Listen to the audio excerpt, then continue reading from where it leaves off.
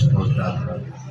అయ్యా మీరు అవసరాలు ఈరోజు మీరు పిలిచిన దినాన్ని బట్టి అయ్యా ఈరోజు నైనా గొప్ప పండుగను ప్రభావం చేసుకుంటే దాని స్తోత్రములు. కేక్ చేస్తుందిగా తండ్రి గారు కుమారుగా పరిశుద్ధాత్మ మీరే ఉంది. కేక్ ఎలాగైతే ముదురుకుంటుందో ఇంకా ముందు అవసరాల యొక్క జీవితాన్ని ఇంకా ముదురుగా మార్చి దీవించాలి. యేసు నామములో అడుగుచున్నాము తండ్రి.